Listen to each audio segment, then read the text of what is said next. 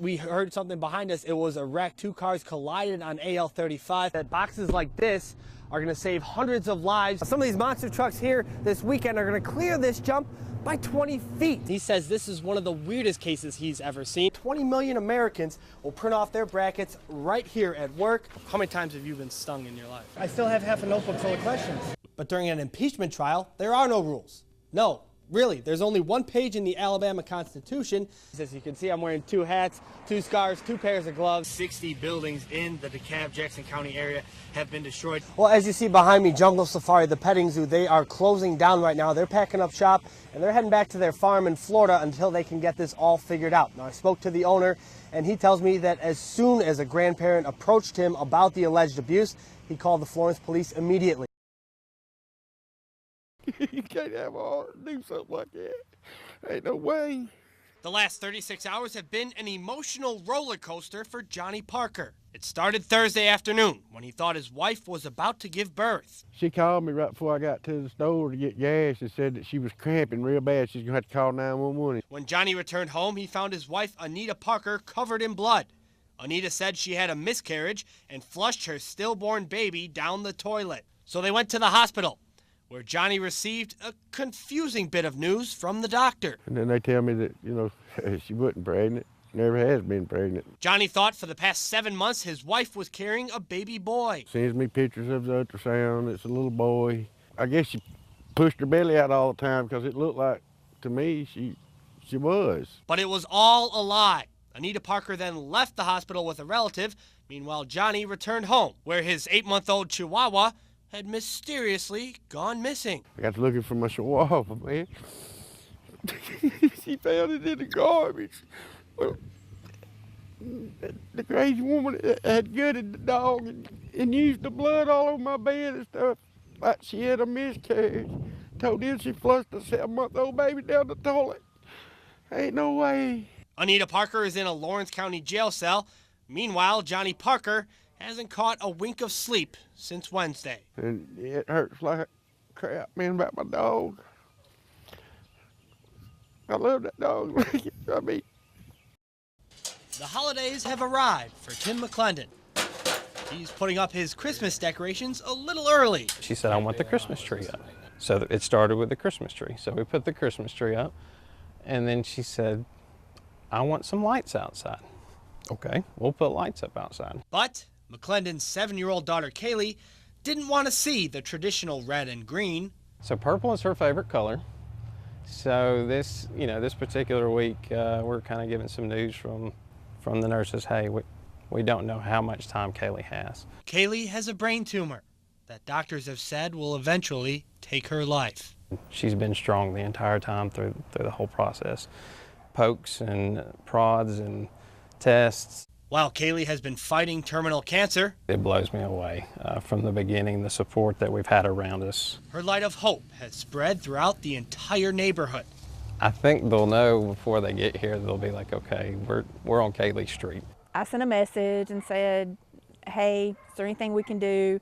And I got the reply back, we're looking for purple lights. If you can find purple lights, that's what we want to do. And I was like, okay. I said, can we put up purple lights? And they were like, that would be fantastic. In a matter of hours, local stores had run out of purple lights. All the neighbors had hit Lowe's and Home Depot here, so they didn't have anything. Kaylee hasn't been outside yet to see the purple lights, but her father hopes the sight will brighten her night. It should be good.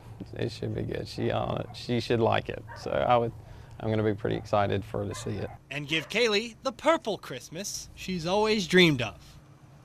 I just talked to Kaylee's dad a minute ago. She said she wasn't able to go outside, but she could see out her front window all the purple lights in her face just lit up. I'm sure she did. She was only expecting to see her house, and then you see a whole neighborhood that's come together to give her the perfect purple Christmas. So heartwarming, yeah. It really and tomorrow they're actually having a fundraiser at the stadium in Hartselle, and all the proceeds are going to go to help Kaylee.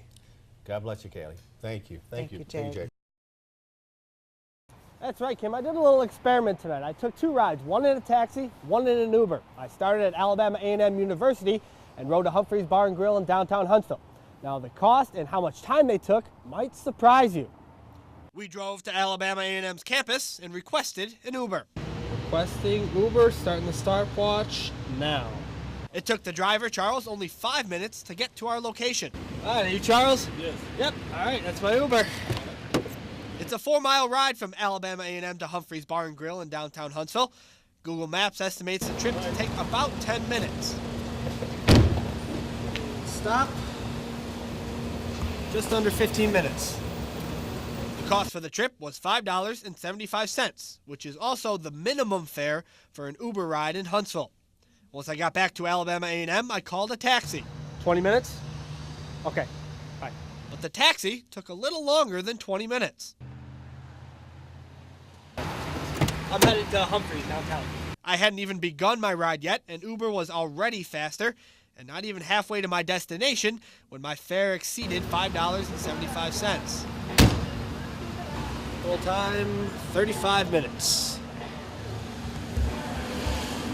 A recap: from request to destination, an Uber took 15 minutes and cost $5.75, whereas a taxi took 35 minutes and cost $10.30 plus tip.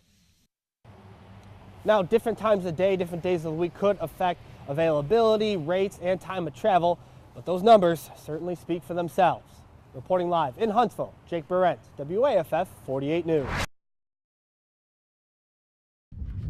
They train for the worst. We always train like our life depends on it. Because they have no other choice. Never know when someone might go down or something.